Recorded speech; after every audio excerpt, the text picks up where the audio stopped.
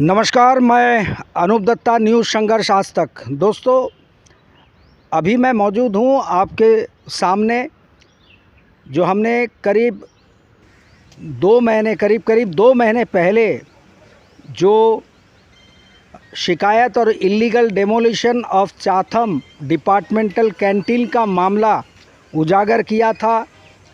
उससे जुड़े उसके पीछे मकसद क्या है, किस तरीके से वो डेमोलिश किया गया, उसी संदर्भ में पिछले अंक में हमने कहा था हमारे न्यूज़ में कि कोई कार्रवाई नहीं हो रही है अभी तक और वहाँ से कोई अपडेट्स नहीं मिल पा रहे हैं।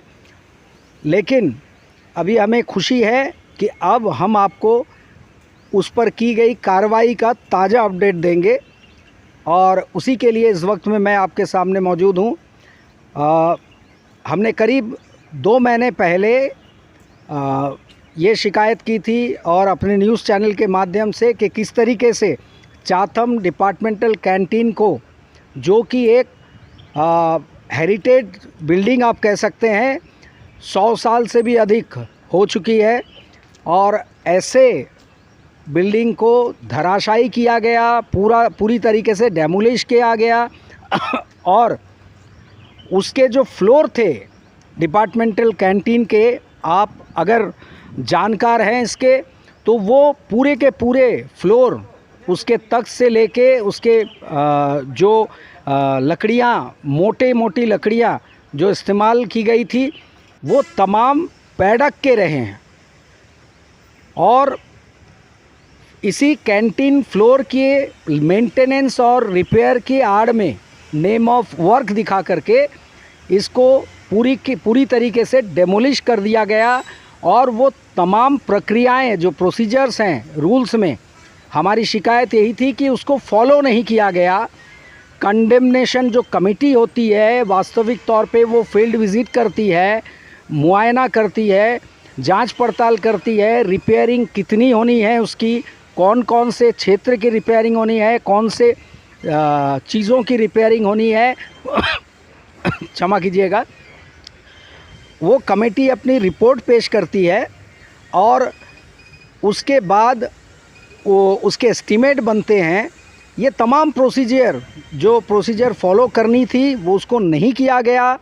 मंशा यहाँ पे हमें साफ नहीं दिखाई पड़ रहा था, साफ सुथरी मानसिकता नहीं थी, और इसके आड़ में जो अनैतिक काम, इल्लीगल, हमने बार बार कहा कि इल्लीगल डेमोलिशन किया गया इसका रिपेयरिंग की आड़ में, और इसमें कोई भारी हेर फेर के मामले थे और मकसद रहा है। और इसके चलते न्यूज़ कवरेज के बाद व्यक्तिगत रूप से उसके लिए कंप्लेन दर्ज कराई गई। 21 नवंबर 2022 को हमने दी थी। उसके बाद हम प्रतीक्षा करते रहे, आपको तमाम अपडेट देते रहे, लेकिन कोई कार्रवाई नहीं हुई।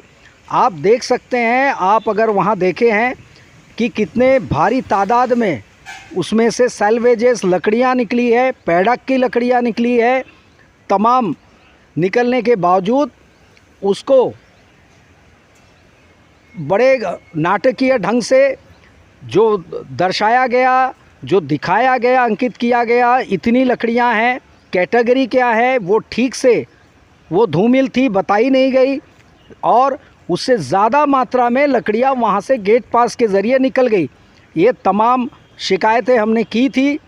प्रोसीजर का उल्लंघन किया गया था, रूल्स का उल्लंघन किया गया था, वायोलेशन थी। और अब जाकर के आपको हम बता दें ताज़ा अपडेट कि 2 दिन पहले ही जो अथॉरिटी है, हाई कमांड, उन्होंने इंक्वायरी कमेटी बिठाई और इंक्वायरी कमेटी अपना जांच कर रही है। अब देखना है, आज उसका अंतिम दिन है। आज जो है अंतिम दिन की इंक्वायरी बाकी है। इसके बाद रिपोर्ट दी जाएगी और हम जानकारी आपको देंगे कि इंक्वायरी रिपोर्ट जो है उसमें क्या तथ्य सामने आए, और ये लड़ाई में हम ये और भी एक पहलू ये भी देखेंगे कि आगे चल के कि इस पे क्या कार्रवाई होगी। और इसके अलावा ये लोग जो वर्षों से, लंबे समय से ऐसे अनैतिक काम, इल्लीगल काम में लिप्त हैं, इनके जड़ें कहाँ तक है और क्या क्या इन्होंने जो घोटाले कर रखे हैं, उन तमाम चीज़ों को भी हम आगे चल के भी उजागर करेंगे। अब हमारी नज़र इस पे बनी हुई है। कहा जा रहा है सूत्रों के अनुसार कि इन्होंने बचाव के लिए एक अनोखा अपना एक्सप्लेनेशन और तथ्य देने की कोशिश की है कि लकड़ियों में पेंटिंग किया गया था, इसलिए वो पहचान नहीं पाए हैं। जबकि ये आपको बता दूं, कभी भी फ्लोर के ऊपर में जो तख्तियाँ लगी होती है या जो बड़े बटन लगे होते हैं, उस पर खासकर चाथम कैंटीन जो 100 मील के हैं, उस पर कोई पेंटिंग नहीं की गई थी, जिसके कारण से पहचानना मुश्किल पड़ सकता है। और सबसे बड़ी बात आपको बताऊं कि एक असिस्टेंट कंस्ट्रक्शनल इंजीनियर, उसको लकड़ी की उनको पहचान नहीं है। तो ऐसे व्यक्ति को या ऐसी महिला को उस पद पर बिठाने का मकसद क्या है, और वो भी टेम्पररी। लगातार आप सोचिए कि लगातार उन पे चार्जेस लगते आ रहे हैं, लेकिन मजाल है कोई अधिकारी उसको हटा दे या सस्पेंड कर दे। ये कहीं ना कहीं उंगलियां उठा रही है बारंबार कि ये मिली भगत से ही संभव हो सकता है। या आप कमेंट्स में भी बताइएगा, क्या कोई ऐसे ही एक जो ड्राफ्ट्समैन ग्रेड 1 है, जबकि यहाँ पे ग्रेड 1 ड्राफ्ट्समैन एक और मौजूद है, महिला, उनको नहीं दिया गया, उनके बदले में इनको दिया गया। लगातार चार्जेस लगते गए और लगातार ये चार्जेस के बावजूद उसी पद पे बनी रही, ना उसको हटाया गया। और कहा जाता है कि ये बातें भी करती हैं कि कोई मेरा कुछ नहीं कर सकता है। तो ये शब्द, ये वाक्य कहीं ना कहीं इशारा करती है कि मेरी पहुंच और पैठ कहाँ तक है।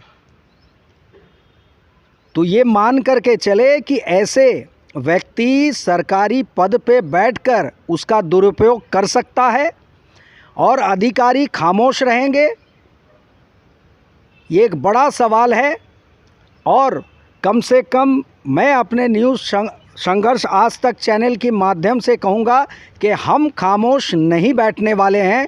हम यहाँ कार्रवाई क्या होती है और आगे कहाँ तक हमें जाना होगा, हम वहाँ तक ज़रूर पहुँचेंगे। अगर इसमें हमें संतुष्टि नहीं मिली, लेकिन कहा जा रहा है कि जो इंक्वायरी कमेटी है वो बिल्कुल निष्पक्ष तरीके से अपने पूरी जांचें कर रही है और पूरी इन्वेस्टिगेशन निष्पक्ष रूप से हो रहा है। तमाम तथ्यों को खंगाला जा रहा है, कागज़ों को खंगाला जा रहा है। अब हमें इंतज़ार रहेगा और उम्मीद भी रहेगी कि ये जो कमेटी बनी है वो वास्तविकता को सामने लाए, सच्चाई को सामने लाए, ताकि आने वाले भविष्य में कोई भी व्यक्ति अपने सरकारी पदों का दुरुपयोग ना कर पाए, कोई इलीगल एक्टिविटीज़ ना कर पाए। ये एक सबक होगा और सीख होगा उनके लिए। हम उम्मीद करेंगे और हमारी नज़र बनी रहेगी। आपको तमाम अपडेट्स हम देते रहेंगे। कमेंट्स बॉक्स में ज़रूर बताइएगा कि आपका इस पर क्या कहना है। हमारी जो मुहिम थी, हमारी जो लड़ाई थी, वो अब इस मुकाम तक पहुंच पाई है। आगे का हम इंतज़ार करेंगे। तब तक के लिए मैं कैमरामैन थॉमस के साथ अनूप दत्ता, न्यूज़ संघर्ष आज तक।